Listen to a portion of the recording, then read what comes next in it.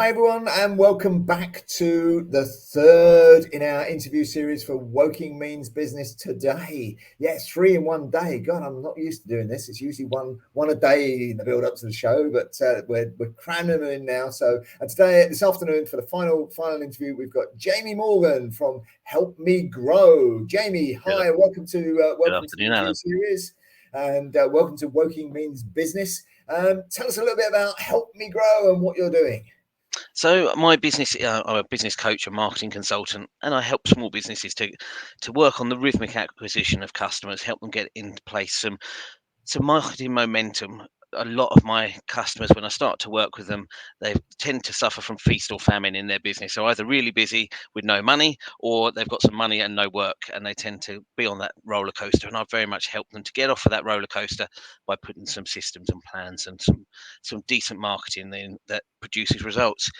Where All were sorts. you when I was first made redundant in 2003? Because my first business with a business partner was exactly what you've described: feast and famine. We didn't know how to market ourselves, and there was nobody out there to help us. We went to Business Link to get advice, and all they did was give us an accountant who was basically a statutory accountant that would do the statutory books.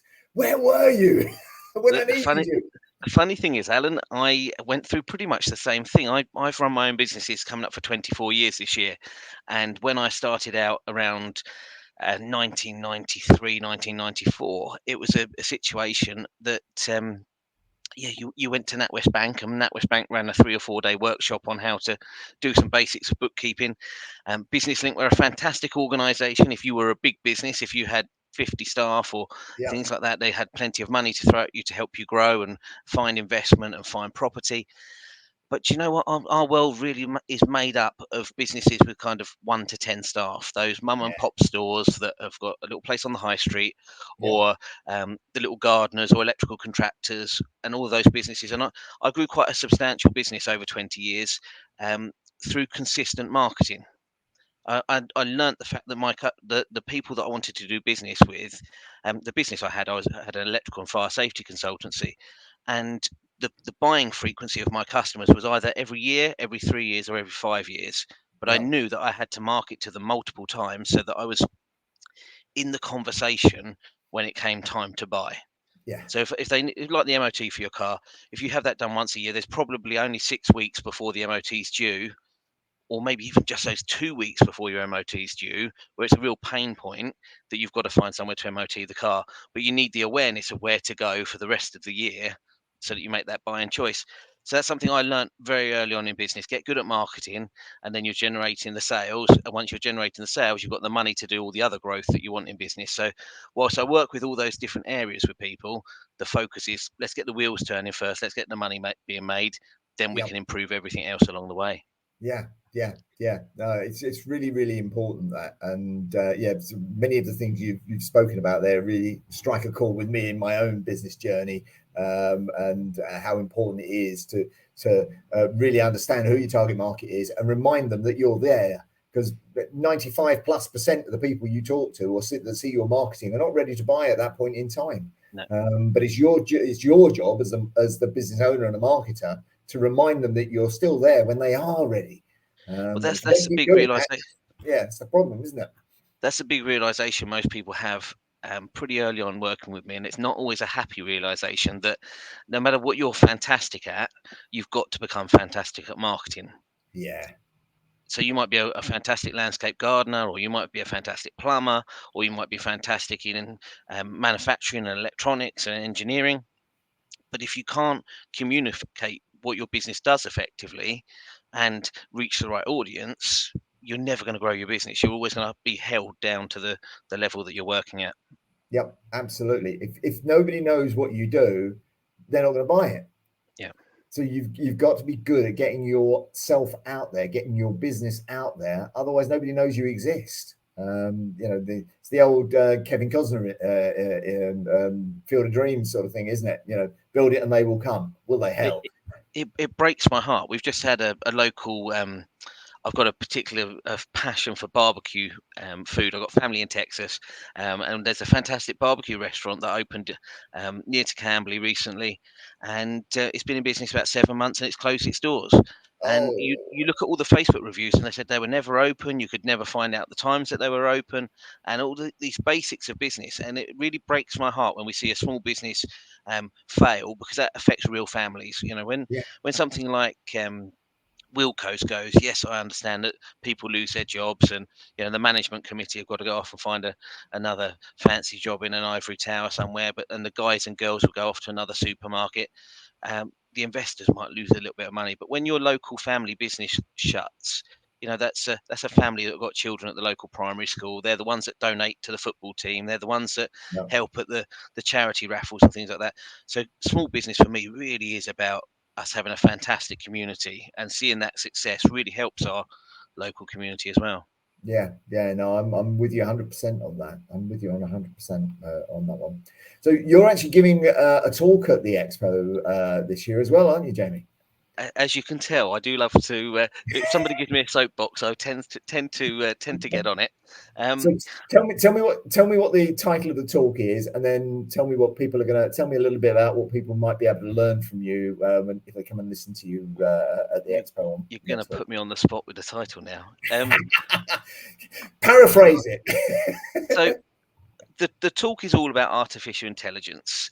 Alan, you and I have known each other long enough, and we've been in business long enough to know that we're kind of on the cusp of another industrial revolution, very much. Yeah, So my talk's very much about artificial intelligence. Now, for some of the people that are coming to the conference on the next week, to the exhibition, their business is at threat, and they're totally oblivious to it. yeah, In 5 years' time, what they're doing, chances are, won't exist. And I want to wake those people up gently, give them a good hard shake as pleasantly as I can, and say, look, back in the 70s, we're both old enough. In the 70s and 80s, whole parts of our country here were decimated because the mines shut. yeah, Margaret Thatcher shut down mines, and there's whole communities that have never really changed. They're in this position that um, our family were coal miners. That's what we've always done. yeah, And we're going to have a generation of people that are, I was a taxi driver, and then taxi driving has disappeared because we've had automated vehicles, or I was a train driver. And we need to make these people, both in business and in society, aware of the changes that are going to come, and also how there's a whole new world of jobs. There's going to be a whole new world of opportunities, and there's going to be a whole new role of businesses. Um, just one example was at this week, I was at a conference for TikTok last week, and they were telling us how the artificial stuff that sits behind TikTok is driving so many sales through their platform, so much so that people aren't leaving their platform to make purchases. So if you run an online store, is that a threat to you, or is that a new opportunity? Well, yeah, actually, for the clever business person, they're out there looking at the opportunities and to see how things can change. There's a huge amount of things that we're hearing about artificial intelligence at the moment. There's a lot of negative press in the news, and that tends to be driving the conversation. But as business owners, it's our job to, you will have heard this management thing, but to take a helicopter view of things and actually sit back a little bit, take a little bit of time and say, right, okay, these are the things that are happening around me. What can I adopt? What can I adapt? And what's going to be beneficial for the future?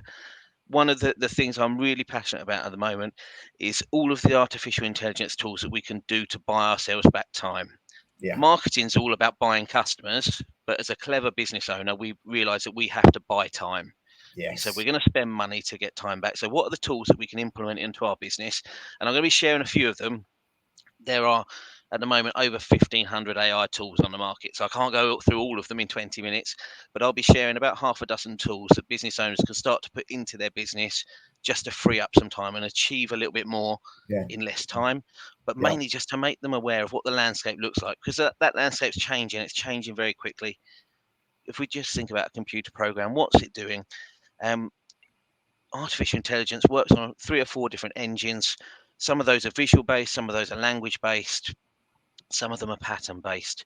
Some of the favorite things that I've seen recently, there's an AI tool at the moment that will monitor CCTV cameras in swimming pools and look at the behavior of swimmers and know when a swimmer is struggling, so that they can take early action to prevent someone from drowning.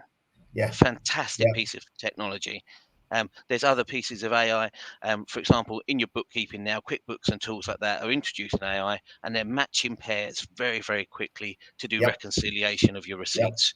Yep. So whilst people are worried about all the stressful stuff, all of the things, the world's going to get taken over by robots, there are an awful lot of things that are going to benefit us and benefit us very quickly if we start to have a good, long, hard look at them.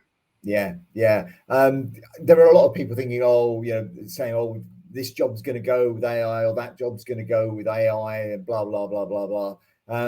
But in reality, most jobs won't go and be replaced by AI.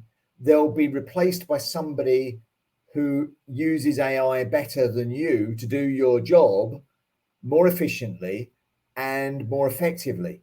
So So we it's talk. not AI replacing you, it's somebody that can use the tool better than you will replace you. So we talked about the software matching pairs, which is effectively what bookkeeping is. We're matching what's on a receipt to what's on a bank statement. So Yep. that reconciliation won't be done by a bookkeeper anymore. So that bookkeeper's job will disappear. But what does that give us the opportunity for the bookkeeper to do? Well, the bookkeepers will be able to transition into a more higher skilled job. So they'll have to retrain and upskill, but they might do more work in tax compliance or more work in helping us do tax preparation and tax planning rather than just doing the mundane medial day-to-day tasks. And I think, we're a busy family. My other half runs a photography studio. So we've got another business, and we've got 3 vehicles, of which one vehicle's always sat on the drive at home. Yep. When automated vehicles come along, it won't be that long before I can dial up an Uber to arrive at my house on a Friday evening. The 7-seater car turns up for the family for the weekend, and we make use of that car, and it drives itself back to a charging hub on a Monday morning. And I Yep. think they're the kind of efficiencies that we're going to start to see very, very quickly, and the smart ones amongst us will be adopting that. Imagine having your workforce fleet of vans being able to be used on that carpool type technology. You've got no Yeah. engineer working for you one week, you've got no cost of the vehicle on the road. There's lots of ways that society is going to change, and the smart ones amongst us are thinking about that and looking at new business models now. Yeah. Yeah. And what people don't actually understand is that there's lots of AI that's sitting in our systems and our lives already and has been there for some time. It's just getting improved and ramped up. And it's only this sort of perceived threat that the robots are going to take over that suddenly got the newspapers and the newspapers, the TV news and what have you, Yeah. sort of up in arms, and it's scaremongering. It really is, Google at the moment have just released some artificial intelligence that works on a similar engine to ChatGPT, but it's all medical terminology and medical, like Encyclopedia Britannica, show my age now, Yeah. of medical terminology and medical things. You think about the image processing that we can do with Microsoft Azure very, very cheaply in business now. They're Yeah. using the same technology to look at x-rays of breast cancer, and they've trained systems to analyze pictures in seconds to identify whether the image contains cancerous cells, which would have taken so much human time to go through, and then the human error basis as well.